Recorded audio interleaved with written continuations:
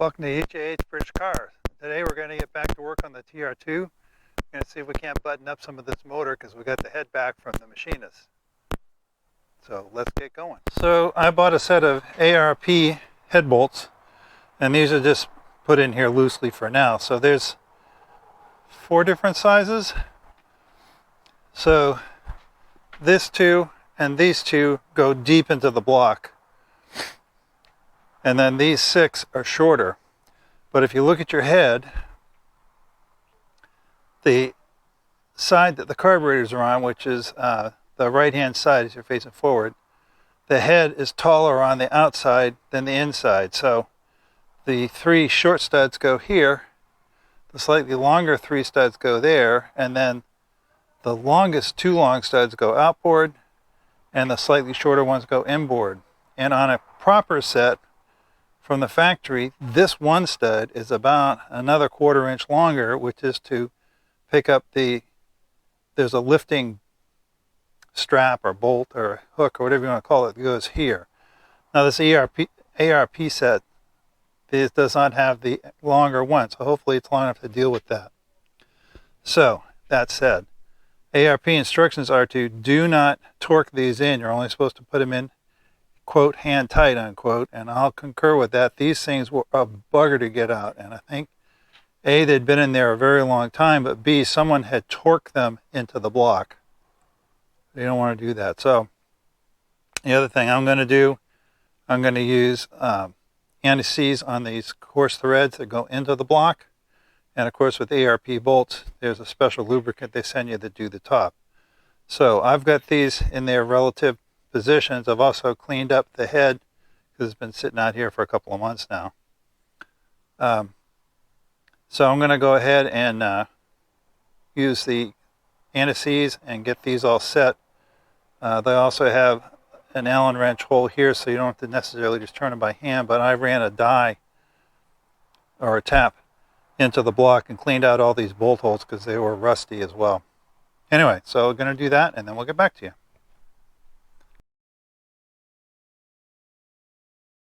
We want to make sure everything's clean, and you want to make sure you do this now because these lifters will not go in once the head's on. So if you forget them, you're going to have to take the head back off. So, and we're going to put plenty of assembly lube on them, and they just drop into the hole. Don't forget, if you're reusing your cam and lifters, the lifters need to go back in the same position they were in when you took them apart, and it's best if you can do that with the push rods too. So I'm putting new lifters in, but let's take some of this red, rub it all around the bore, and then I'm going to take some of the black paste and do the bottom. So here's the black graphite assembly lube. Let's put a little bit on the bottom of the lifter. Smear it around lightly. And of course the cam has this black graphite lube on it as well. And then you should just be able to put it on a finger and sit it down. So they have to be perfectly lined up to go in. And there you go. There's the first one down in the hole. So we got all the lifters in. I made sure everything was clean. I put a little extra lubrication in the cylinder bores because it's been a couple of months since we put the pistons in. So this is a copper sandwich head gasket. So there's 2 pieces of copper, some sort of a material on the inside, which once upon a time I suppose was asbestos, but I'm sure it's not now. And then when you look at them, one side is just flat and the other side has these ridges. This is where the other side of the gasket wraps around.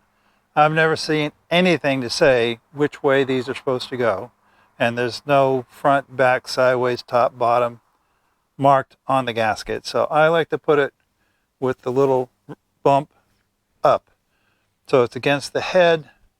So if there's a little bit of movement, you're not worried, because like if you look, these gaskets are relieved here for valve clearance, but the inside of the cylinder liner, if you look, actually comes to the edge of that round hole, so it's completely on it, so it probably doesn't make any difference, but I just feel better doing it this way, so that's the way I do it.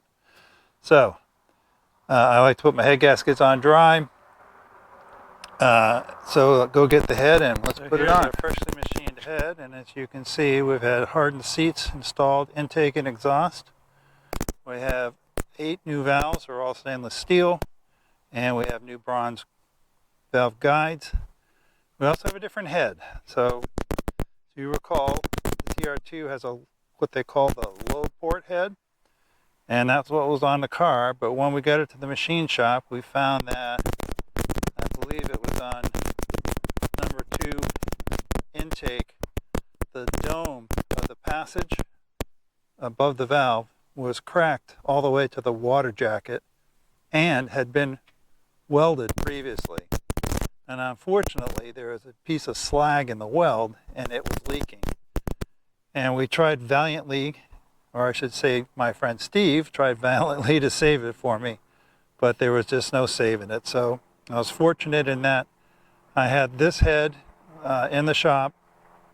This is a TR4 head, so there's 3 styles of head. There's a low port head, there's the TR4 or the later TR3 head, and then there's the final head. This is the one in between. So it's better than the low port head performance-wise. It's not as good as the final head, but here it is. The position of these inlet ports is raised up 1/2 inch or so, and I'm lucky in that the original TR2 intake and exhaust manifolds will bolt onto this head. So it looks like I'm going to have to change, there's like the little dog bone pieces that go across, and some of them fit and some of them don't, but I got some other ones off a different car. Should be able to figure something out to make it fit, and that way there I can reuse the original manifolds. Anyway, so we got it all cleaned up, and the engine's all ready. I'm going to take it and put it on. All right, so it goes thermostat to the front. Get it centered over the head bolts.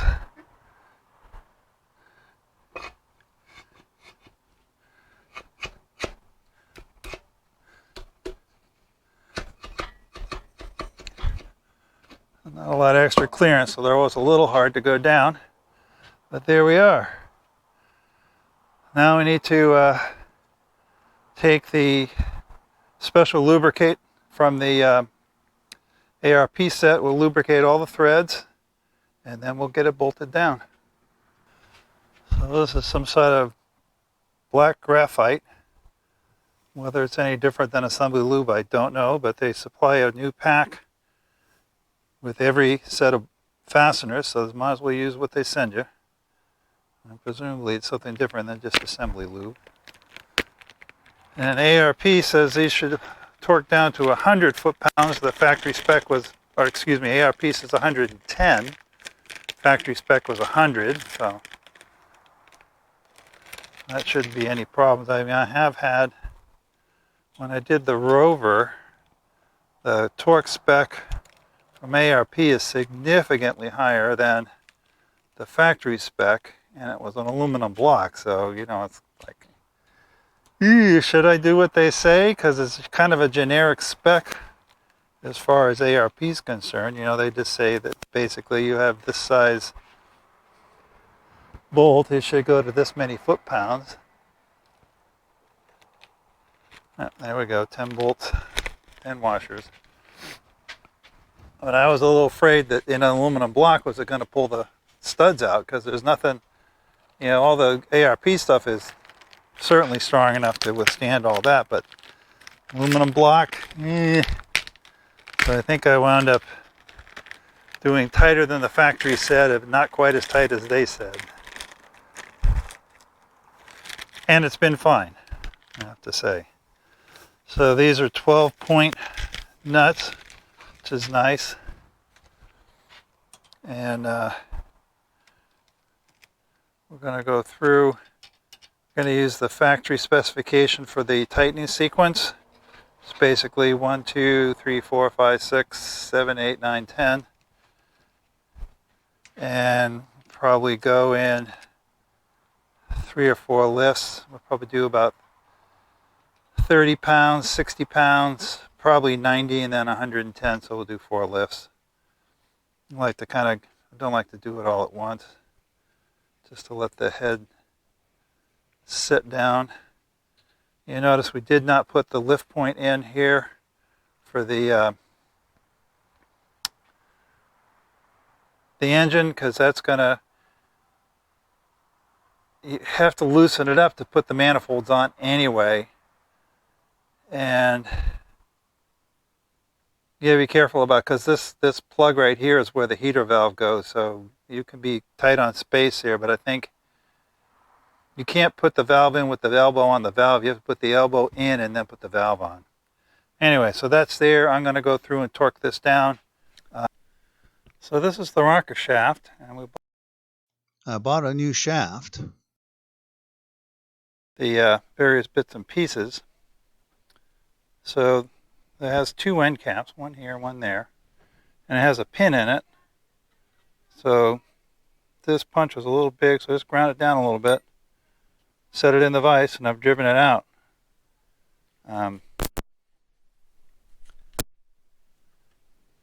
you can see here, and now we'll see about getting this end cap off.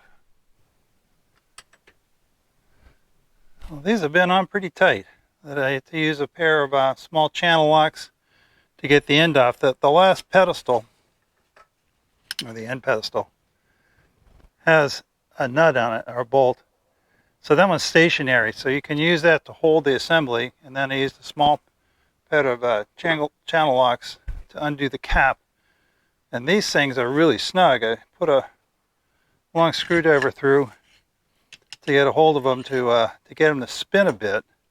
I've not had one that was that tight before, so I don't know whether that's the other ones I had were messed up.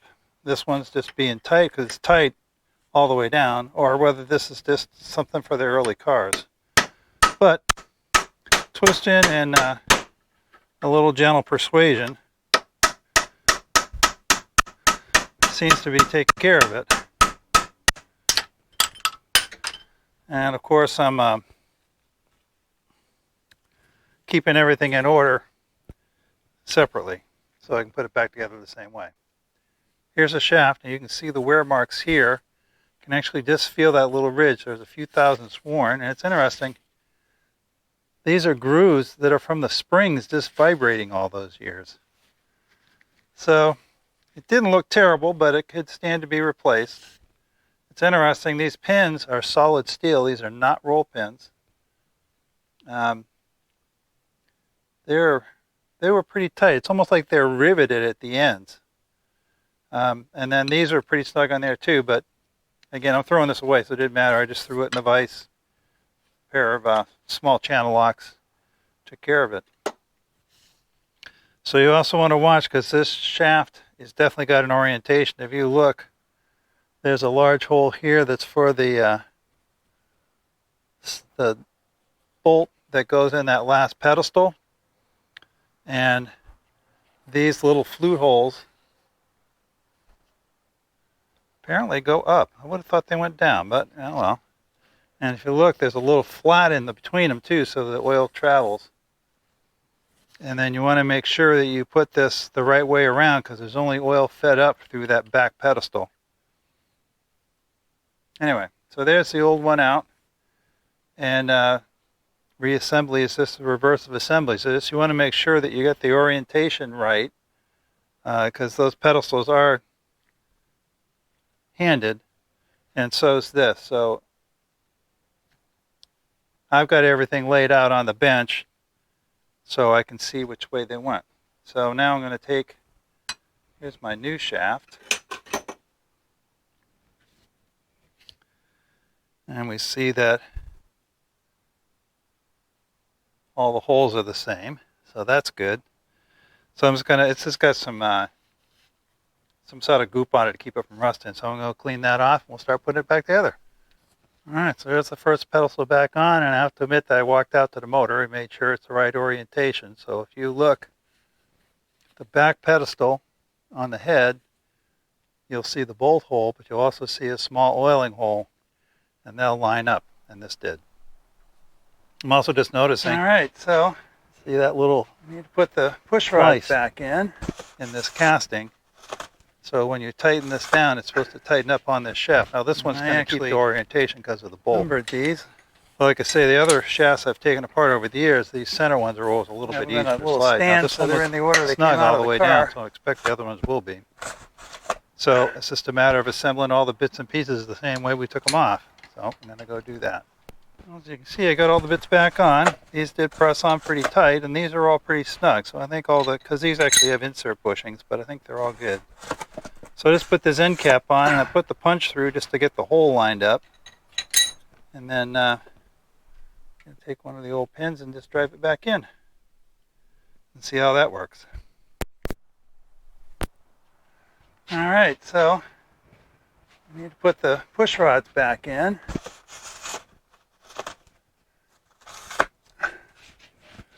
And I actually numbered these. I have them in a little stand so they're in the order they came out of the car. What I can do is just rotate these things back into the cups like that. And then just leave the valve in high because it's not going to hurt anything.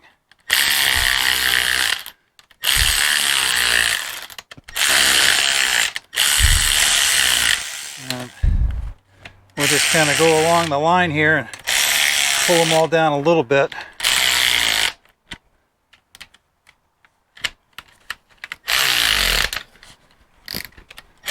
I'm going to get these all down. And if you'll notice, I don't have any washers on this yet because there wasn't enough room for nuts and washers.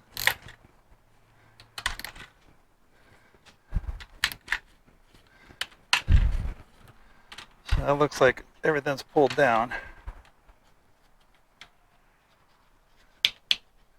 We're going to need to adjust those valves eventually. So now that those are all in place, take that off.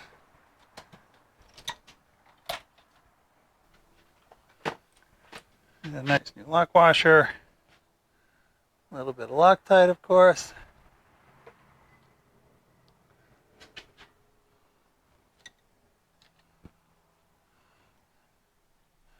And I'm going to do the final torque on these by hand. But just for now, we'll just run that down. So you get the idea.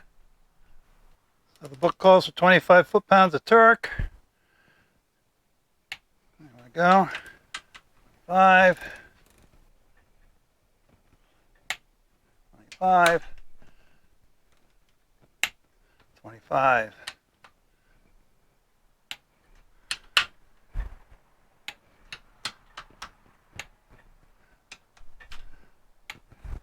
I'd like to go across them a couple. And so I just threw the old valve cover on for now. Keep it clean. All nice and pretty. Need to clean up. This is just, that rust is just from having the tape on there for a couple of days. So I'll have to clean that and oil that up too. Anyway, so that's the valve line in. How to change a rocker shaft. So that's how to change a rocker shaft. How to put a head on. Things to look for. Exciting things like, gee, are these pedestals supposed to be this tight? My guess is that somebody cranked those down really tight somewhere and that they've sort of permanently collapsed those a little bit. And I suppose you could try to drive a wedge in there and open them up a bit, but I didn't want to take that chance. So it was interesting that the pins at the end are just mild steel. They're almost like pieces of nails. But I put one of them back, went in, the other one was having a hard time. I put a roll pin in, and I think that that's fine.